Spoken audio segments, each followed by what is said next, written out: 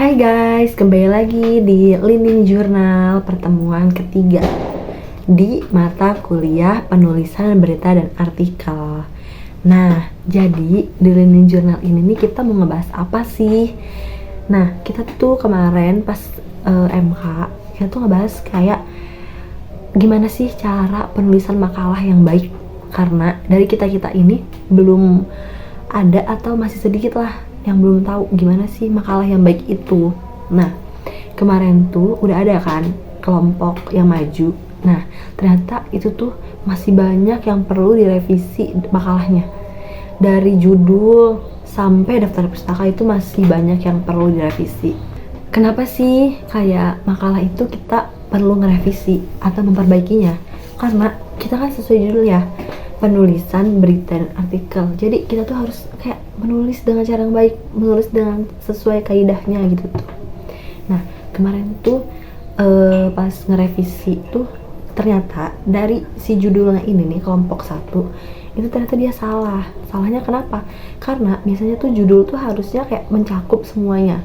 Kayak mencakup semuanya itu kenapa? Kemarin tuh kelompok 1 tuh nulisnya kayak makalah, fungsi, jenis, ciri, berita dan artikel di media massa. Harusnya jangan kayak gitu. Kenapa? Karena kalau kayak kita nulisnya jenis, fungsi, ciri, itu tuh dia tuh masuknya ke isi, bukan ke judul. Judul tuh harusnya kayak ruang lingkup berita dan artikel di media massa, kayak gitu. Nah, lanjut. Sehabis judul, kita bahas daftar isi. Nah, daftar isi itu seharusnya kayak yang bab-babnya aja nih yang di bold, tapi isi-isinya tuh nggak usah. Nah, kebanyakan kan kayak saya juga pernah bikin, tapi itu tuh semua di bold. Ternyata tuh tidak seperti itu. Jadi yang di bold itu hanya yang bab-babnya saja. Nah, terus kita tuh ngebahas apa lagi sih? Jadi kita tuh ngebahas gimana sih cara kita yang baik untuk menulis apa aja itu di bab 1. Nah, di bab 1 itu kalau saya sendiri atau banyaklah yang lain mungkin nulisnya tuh cuma 3. Kayak di bab 1 cuman dia nulisnya latar belakang, rumusan masalah sama tujuannya. Ternyata jangan kayak gitu guys. Tapi yang baik ini kayak gini. Kayak latar belakang, terus rumusan masalah, terus kita tuh nulis tujuannya. Abis tujuannya kita tuh nulis sistematika penulisan sama manfaatnya gitu. Nah, di latar belakang sendiri ini biasanya kan kita nulis tuh kayak secara singkat, kayak misalkan yaudah berita itu apa, udah gitu doang kan. Ternyata tidak kayak gitu guys. Jadi di latar belakang ini kita tuh kayak mengeluarkan semua isinya gitu. Isinya tuh dikeluarin. Misalnya kita ada 3 pembahasan, yaudah 3-3nya tuh kita cantumin dulu nih di latar belakang isi permasalahannya gitu. Nah, di latar belakang sendiri tuh Pak Adit tuh kayak ngasih sarannya, latar belakang tuh kita tuh menulis minimal 6 lembar dan maksimal tuh 10 lembar. Karena itu tuh cukup lah buat kita ngurain isi di latar belakang itu. Di latar belakang juga kita tuh bisa ngurain isinya, kayak gimana, kenapa sih mahasiswa KPI belum mengerti fungsi jenis itu misalkan itu kita uraikan tuh di latar belakang, biar nanti kita tuh bisa tahu nih rumusan masalahnya gini, kita harus gimana. Misalkan kita tuh kayak misalkan menganalisis dianya, kita harus menggunakan survei apa gitu tuh. Jadi kita kayak teratur gitu tuh di latar belakang. Jadi kita mau nanti buat lanjut ke bab 2-nya itu tuh kita tahu kita tuh mau menguraikan apa gitu tuh.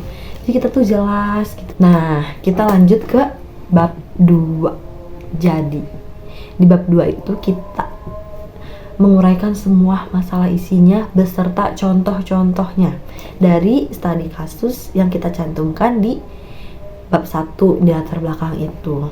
Jadi kita cantumin nih semua di isi di bab 2. Nah, terus di bab 2 juga cara penulisannya tuh kayak bab, subbab, segalanya itu tuh diatur di margin. Jadi kayak misal ini menjorok ke sini, nanti subbabnya lagi menjorok gitu. Nah, kalau di bab 3 tuh kita tuh nulis kesimpulan dan saran. Nah, di saran ini kita ada saran akademis dan saran praktis gitu.